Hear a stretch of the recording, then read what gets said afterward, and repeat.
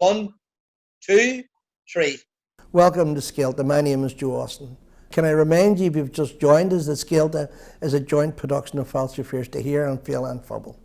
And this is our first outside broadcast, and I am delighted to say that we are with the Lord Mayor of Belfast, Kate Nicholl. Kate, thank you, and I know you've got a tremendously busy schedule, so thanks for making it easy. And I should say at the beginning of all of this, congratulations. Thank you very much. I'm sorry, I didn't realise this was your first one outside. Yeah. So, that's an honour. Well, it's our honour, I have to say. And we were doing some research last night about you and about your journey. And I mean, such a journey. Zimbabwe to the west wing of Belfast City Hall. And not a straight line crossed.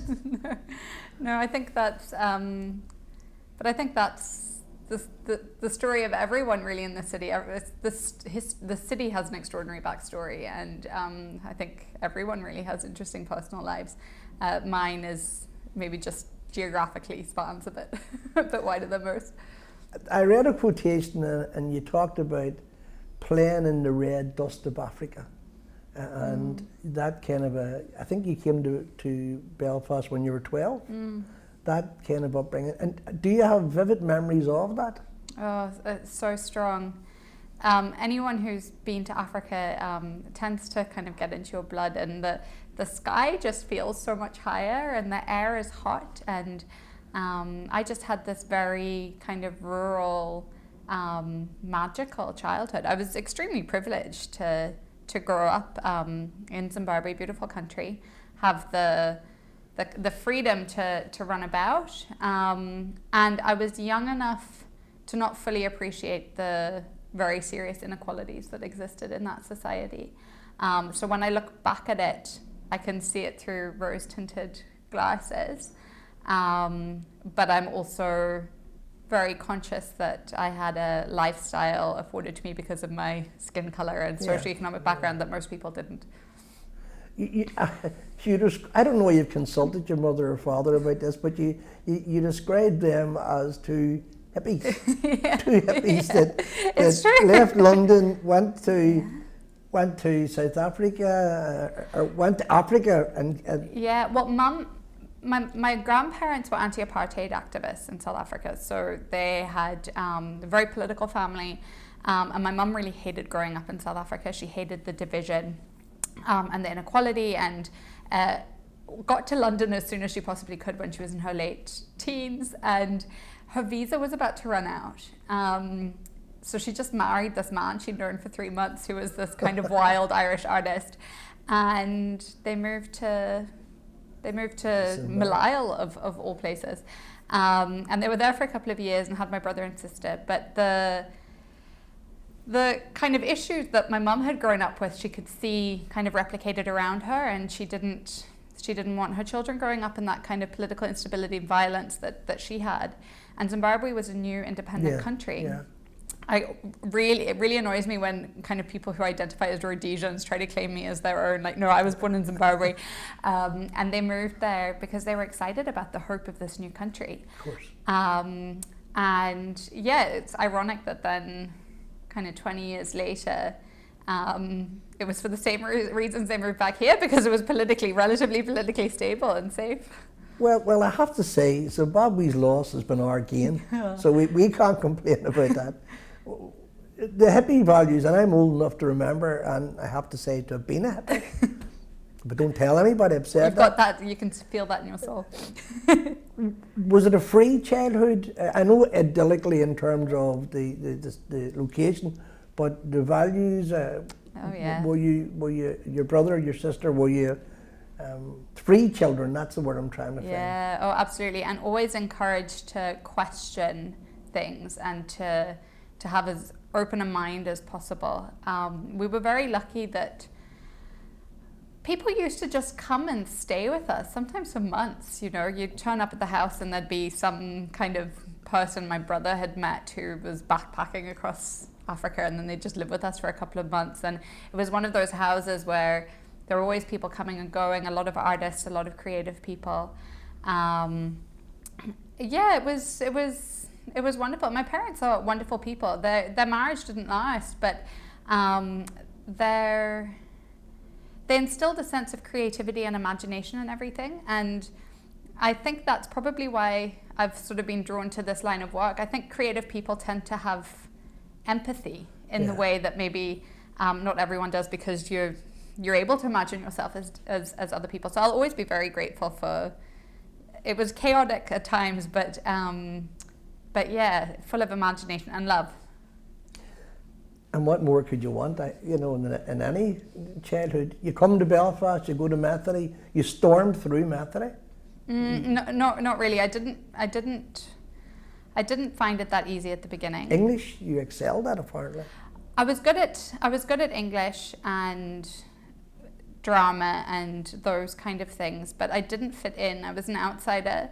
I'd had a very privileged childhood, and then we moved here with almost nothing, and it was just me and my mum, and we moved to the Riverdale estate in Dunmurry, and I often joke about how the pavements were painted red, white and blue, and I asked my mum if that was indicative of the French population because it was the same as the Encore Tricolore book that I had, and I just didn't get it. There were so many nuances I just didn't get. I was tall, I talk funny, I still talk funny, and I just didn't really fit in. So I struggled for the first while, and then eventually kind of found my feet. And I'm very grateful to the school. It was quite international. There were a lot, because they had a boarding department still then as well. So there weren't a lot, but there were a number of other kids who'd grown up from different places, and I think that helped me. But I mean, even in the last 20 years, the city's transformed in terms of... Absolutely. And we're a better city for that, 100%. I have to say. And I'm surprised that you didn't fit in. Just having spoken to people who, both in your own party and other parties that work with you, they say that their description of you is you're someone who has good ears and can listen. So when you didn't fit in, was it a lonely childhood? The Belfast part of it? Well, that's really nice to say that. I think it was. I was just different, and I'm a people pleaser, which is one of the worst qualities to have if you're in politics. It's not ideal, but I generally like people, and I generally want them to like me, and when you don't really feel you fit in, that can be hard. There was an added element of the fact that we really had very little, and I was at a school with a lot of people who had a lot. Yeah. So I was also very conscious of kind of us, we didn't have a car, and I couldn't be in one of the plays because kind of even getting the bus in was expensive, and I was conscious of those sorts of things. In retrospect, I think it was the making of me, and I think it's why I'm so passionate about what we do to tackle poverty and issues like that. I wouldn't change any of that, but it was lonely, and actually, even though I sort of found my feet towards the end, I was keen to leave. I didn't really see my future being in Belfast, ironically, yeah. And again, thankfully, that changed because you are here. Yeah. You're the first citizen. Employment, what attracted you? You're a designer by profession? No, I work in marketing. Marketing, sorry. So I'd gone to university in London. My dad had been sick, so I'd ended up taking a year out to kind of be at home, and he was back in Belfast then, and but still had this really strong sense that I was maybe more cosmopolitan than suited being in Belfast, and I was going to go to London and have this life. And actually, every time I came home, I just felt this relief. And I realized, oh, this is actually my home. This is where I'm meant to be. And I now appreciate Belfast and everything it's given me in a way that I didn't appreciate when I was a teenager, and you never really do you? Yeah, that's fine. I think all teenagers and all young people are selfish. No, they're not really selfish, but I don't think they see what's in front of them because they are perspective. And sometimes you do need to see if the grass is greener. Yeah, absolutely. I think one thing that, and that's one thing I've tried to challenge, is that idea that there's no hope in Belfast, or if you have any ambition, you have to go somewhere else, because actually the opportunities are endless, really. We just need to do more to encourage them and to instill that sense of pride. And when I came back from university, I was working in a restaurant and I was going to do a law conversion, but I was saving up for that, and the master's was only going to start the next year. And I was a bit bored, and I kind of wanted to be intellectually stimulated a bit more, get a bit of work experience to help me. And I wrote to Anna Lowe because she was the first. A remarkable woman. The best, like the best.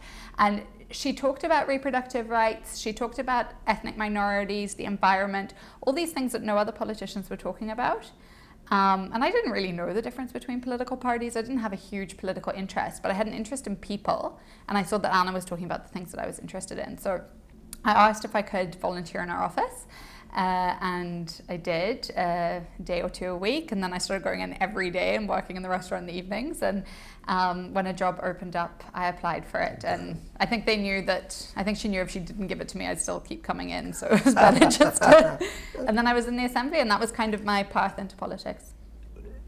Politics can be a very cruel profession, you know, not for any particular party, but right across the board. Very rewarding as well, I have to say. Did you have any of the same experiences in politics that you'd had in school? Were you the outsider in politics because of your accent? No, almost. I mean, I am still an outsider, but it's almost been an advantage to me, because I think people know I don't have a particular agenda, and I generally am able to work quite well with other parties, and I'm grateful for that. I think it's an advantage, and actually I think that intent, I see that in like nearly every elected rep, is that they genuinely want to make lives better for people. They genuinely are committed to public service. But because of kind of the narrative and the drama that is attached to political parties, they're not always afforded that recognition. Whereas because I'm viewed as an outsider, even though I've been here since I was 12, I've actually been lucky. So I view it as an advantage, to be honest. Well, Belfast, I think, is becoming a city of new citizens, and that's our advantage. You know, sometimes people view these new citizens as what do they want from us, but actually, in terms of values, appreciation, experience, it's in the reverse. They bring so much to us. So much. You're co-opted into Belfast City Council. Can you remember what you ever done to make that happen?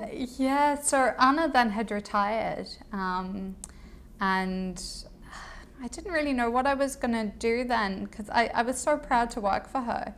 And Paula had come in, and she was, you know, she had a different team, and I then went to Queen's and started working in marketing. But her seat was then vacant, and so the party suggested I go for it, and I did. And I was so grateful to be on council, and I loved it. But whenever I think of it, I always think of, I did this one, the very first radio interview I ever did was with a small radio station, and I was told it was just going to be like a nice chat. And I mentioned that I'd been co-opted. And for the next 45 minutes, I was grilled on whether I thought I was adequate. How did I feel about the fact that I hadn't actually been elected in my own right? So I had this chip like this on my shoulder until 2019, when I was able to run and get elected in my own right. So I hadn't had much of a complex about it until I did that interview, and then I hated that I'd been co-opted and I wasn't elected on my own. But you put that right. I put that right. And that need, or that wish to help people, did the council, being a councillor, did it give you that opportunity, or did it give you nightmares? It does, but I mean, you know yourself, you're limited in what you can do. I find the pace at which some departments work extremely frustrating. And I suppose that's why I kind of have aspirations for the Assembly, because so many of the issues I'm interested in, environment, how you help people with housing, all these different things, you get more done if you're an MLA because the statutory agencies respond faster. So I sometimes think that there is that barrier with casework. And as a councillor, you get casework across the board. So with council issues, you can get them fixed really quickly. But I find And I find being able to deal with those easier. But the more complex cases, refugee and asylum seeker cases, that's the Home Office nightmare. I don't always feel, I feel like I wouldn't, I'm so glad that I'm able to do it, and I want to help as much as I can, but I find the pace of change and the willingness to help sometimes incredibly frustrating. One of the things, I was a councillor for a period, but one of the things that I found difficult to deal with was that there's an expression that all politics is local.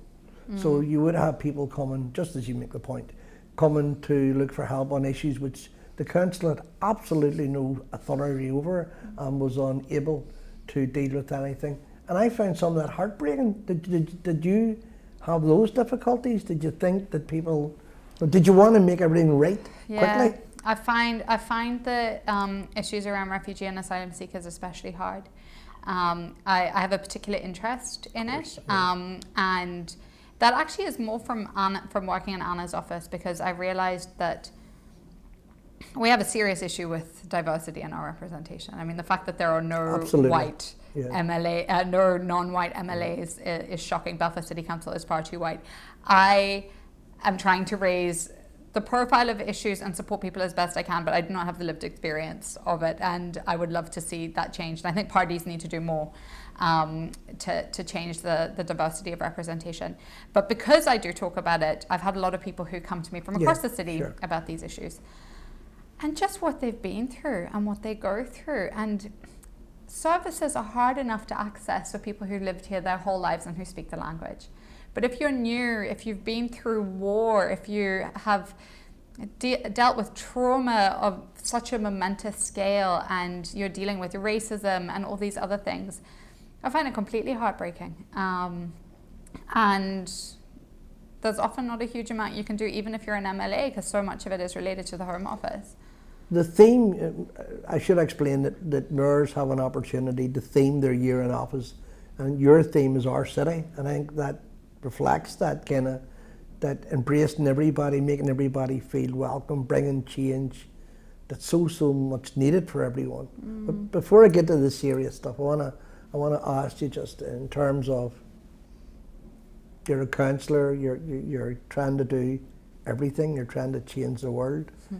Who do you confide in? Do you run it past your sister, who you're very close to? You hadn't at that stage, or maybe you had met Fergal at that stage. So who did you confide all of this? I suppose, I mean, Fergal is amazing, and he's he has a very different life experience to what I had. He grew up in Fermanagh on a farm, very different to people I went to school with. So I find his perspective on a lot of issues very interesting, but he has the exact same values as mine. So generally how I approach everything is kind of, how do I do it with integrity and what's right? And he's a very good sounding board.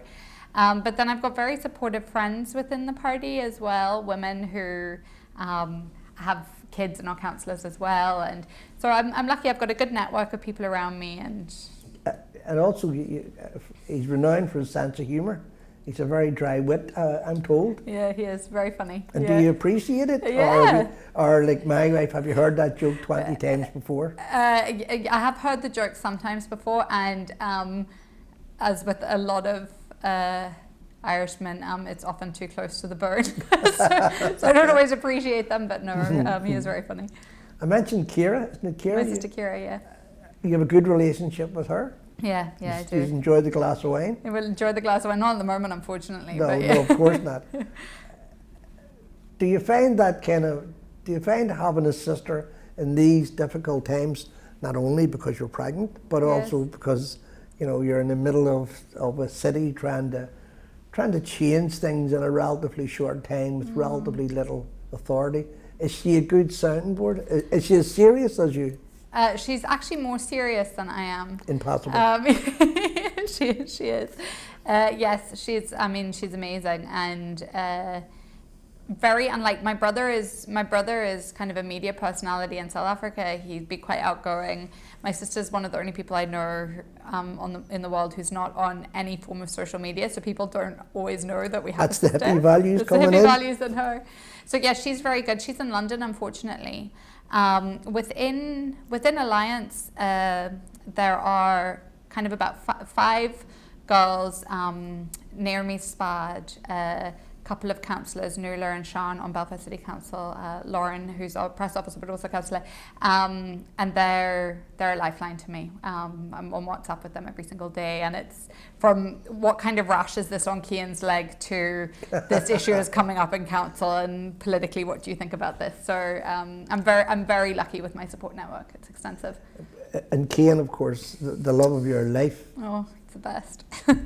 And how do you balance this very busy job with kind of looking after him? And is it heartbreaking when you have to go out to yet another meeting or be back late when he's already in bed? So is there practical assistance that you receive?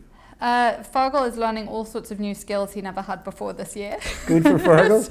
so he's picking up most of the slack and doing a lot of it. He does crash pickups and drop-offs and gets him ready for bed, and is running a business at the same time. So he's got a lot on his plate.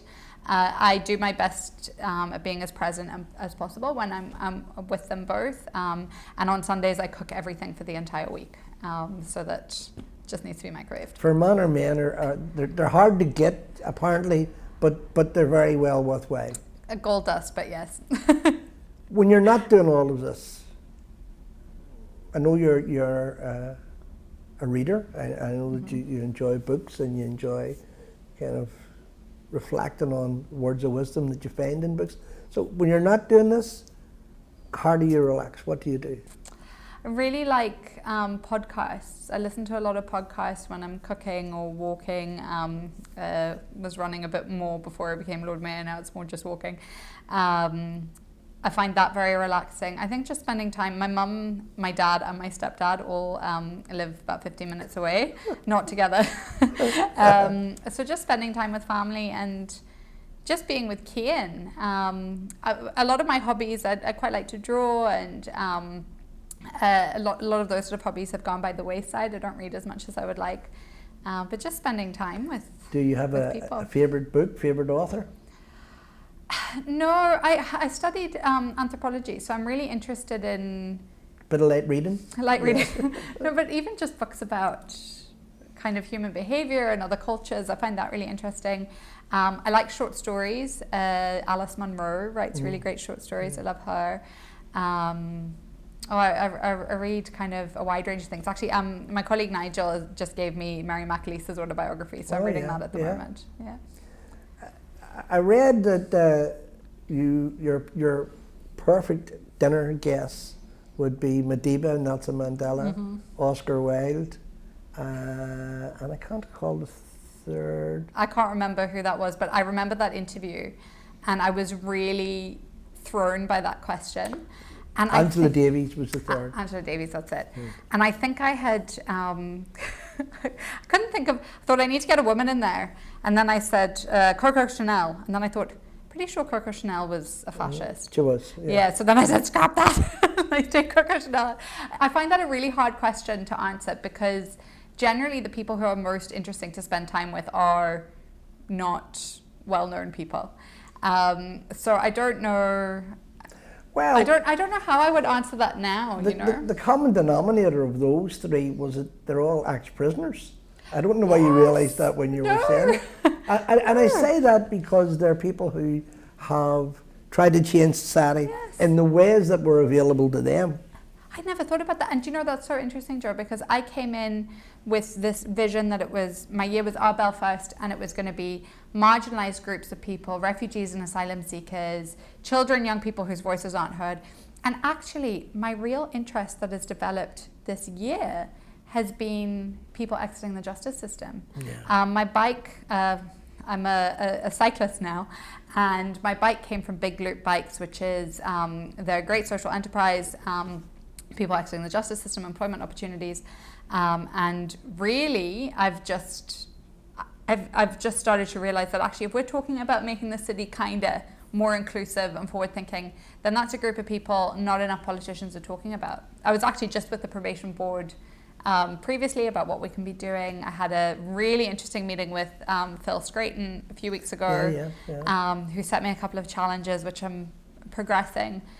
So that's really interesting you made that connection. No, I make the connection because they're very diverse people. Yeah. And they come from diverse backgrounds. But it just strikes me that you're not frightened of saying that change needs to happen, and you're not distancing yourself from those people, whether you agree with their politics or not, it's another matter, but who try to make change happen. No, but also, I mean, I generally try to approach life with as little judgment as possible, because who knows how I would have ended up in any way. You know, circumstance is such a massive factor in it.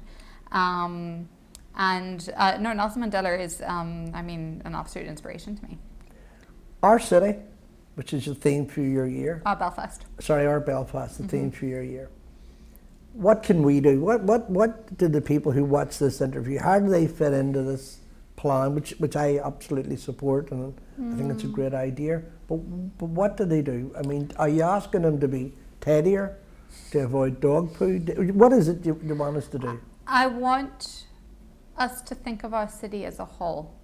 So often when people say, I'm from Belfast, if you live in Belfast, you'll think, oh, but he means North Belfast or East Belfast, or we divide the city up.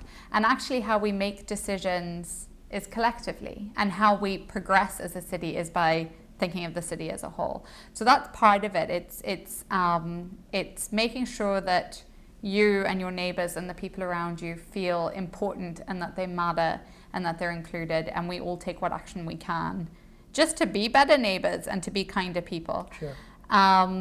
Within that, then they're kind of different subsections. So I'm really interested in the environment, how we take personal responsibility, and it's not because it's our fault, it's government and big industry, but how by taking personal responsibility we keep it on the agenda, and just how we focus on the good. You know, I mean, you'll know this, and anyone who's been in this role knows that there's incredible work that's happening across the city.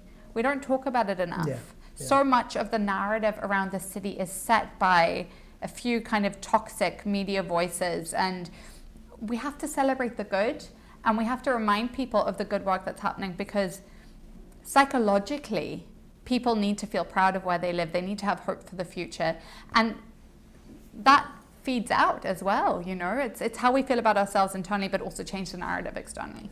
And I'm glad you said something there which has just reminded me, and it's something that I hadn't particularly thought about. We live in kind of zones in the city. Our older people of my age live in zones. So you mentioned, if you're from North Belfast, that's your remate, and South and so on. And very seldom do we investigate our city. We have a beautiful city. It's a lovely city. And just let me give you one very small experience. I live close to a park, and I have a dog, and it's only a recently acquired dog. So I have begun to walk the dog, and a few weeks back when we had weather that was good, I walked in the park and I encountered a group of new citizens, Arab women with their children, having a picnic. And I was fascinated, I was dumbfounded. They were sitting in the shelter of the trees, they had sandwiches, they had blankets, they had kids playing, they were speaking to each other, they were using the weather, they were using the park, they were using that experience, and it was beautiful. I think sometimes Belfast people in general kind of take the city for granted and don't take it for what it is. Well, the most memorable experience that's happened to me since coming into post was I went to visit the Belfast Friendship Club. I don't know if you know it. Yes, I do. Yeah. Wonderful, wonderful gem in the city, where anyone who's a human is welcome. And they have people from Tibet and South Africa and Syria and all these people, and local people as well. And I met this man who was in his 70s, and he told me that he'd come here from Syria a few years ago, and that his daughter was coming to visit, and he hadn't seen her in a number of years. And I said, oh, we'll bring her to City Hall, and we'll have tea. And so they came, and they told me the life story. And he's in his 70s. He'd been born in a Syrian refugee camp. He's Palestinian, been born in a Syrian refugee camp. His whole life had been spent in refugee camps, displaced by war, conflict, politics, and eventually because of everything that was happening in Syria, they had to get out. When they could get enough money together, a family member left. His daughter, who's the same age as me, left a few years before him. Eventually, he had enough money to get out. In his 70s, 11-stop journey to get to Belfast. And he was telling me he walked and got the train and got the boat, and just incomprehensible what he went through. And he arrived in Belfast, and his daughter was saying, she's trying to be a doctor now in Manchester, and she said she's trying to get him to move to Manchester because that's where family is. And he won't leave because this is the first place in his entire life that he's felt at home. I mean, if that isn't such a wonderful testament to our city, I don't know what is. And I think that there are pockets of serious bigotry and sectarianism and racism, and it exists. But for the most part, this is a welcoming, kind, compassionate city. And we need to tell those stories. The women enjoying the park, the Palestinian man who has a home for the first time in his life. That's the Belfast I want to promote. We all should be opposed to homophobia or sectarianism or racism and all of that. But is there a side of the city that isn't any of the above that causes you concern? I mean, would you be concerned, for instance, of the cleanliness of the city, or the amount of parks, or the availability of parks? I think there are so many areas that we can do better with. One area that worries me is homelessness, the increase in homelessness, the rise in addiction, and the lack of services. I think when you're in the city centre, no one really talks about this, but we don't have any spaces for people who can inject in safety. We need to talk about things like that. Yeah, absolutely. We're quite a prudish society. And sometimes we stay away from topics of conversation that are potentially uncomfortable. I think there are a lot of people who are having an incredibly difficult time right now, and we don't look at the evidence and how you deal with that. We kind of look at it through a moralistic lens. And I think that there's a lot of work that needs to be done there. This is a beautiful room. Your parlour for the year. It's a beautiful room. This is the Lady Mayoress's parlour. This is my husband's parlour. Well, the parlour you have access to is a beautiful room. But within a very short distance, we have people on the street. We have people who are trying to inject or are injecting or being arrested and all of that. Now, that's not unique to Belfast. No.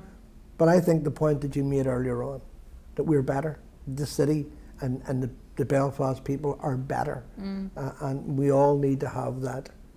We all need to have that kind of drive, that this is all of our problems and all of our responsibility. I think our city's too important to be left to politicians of any description. Yes. Of any description. Of course. And I just think we have to personalize everything, We can, all of us have the propensity to kind of be quite closed, and if it's not what we know, then suspicious of it. But when you're faced with another person, when you meet someone who is on probation, who was kneecapped when they were 13, it suddenly all makes sense how their life unfolded. We have to treat people with dignity and understanding, and understand that not everyone has the same circumstances as us. And when you look at things that way, then it's much easier to respond in the right way. And I think with those issues around kind of homelessness, drug addiction, and so much of this is linked, it's because we operate as silos in everything. Council is, I think, a very proactive organisation because we have cross-departmental working. One of the biggest problems with Stormont is that every permanent secretary only answers to their minister. You have to work across the board because homelessness is not just a housing issue. It's health, it's employment, it's all these different things. So I think that's a big issue as well. I asked you earlier on, just in passing, about Kane. Yes. And if the camera was facing this way, every time I mention his name, your face lights up. He's the best. He's the best. Do you learn from him? Yeah, I mean, sometimes I wish that I could react to things, just lie on the floor and start thumping my feet. He's only 2, and have tantrums, but he's so much fun, and he gives such a zest for life and just such enjoyment of small things. So yeah, I definitely think we learn from children how to enjoy the small things. And actually, it's what keeps you motivated. I think it's that, you know, he's going to grow up in this city and it needs to be better for him, you know, so that's huge motivation for me. We have 5 minutes left. Okay. It's gone quickly, hasn't it? It has, and it's been a good interview, and I think people will know you better now than they did prior to this interview. I hope they do. Your aspirations for the future, what are they? Well, I really want to get into Stormont. A lot of the issues that I've been working on are only really solved through legislation, and I'm going to give it my best shot. But I never want to become one of those people who is paranoid or obsessive about keeping a seat. And actually, as Lord Mayor, you realise that most of the people who are making real change aren't politicians. So I think that there are so many different ways you can do it, and I think I'll always be interested in public service in some way. Ideally, I get to Stormont. If not, I'll find a different avenue. I think that's the best way to end any interview, Lord Mayor. So can I thank you for taking time out of a very busy schedule. I thank you for being our Lord Mayor, and I absolutely enjoyed the interview, and I hope you did. I loved it. Thank you so much. Thank you.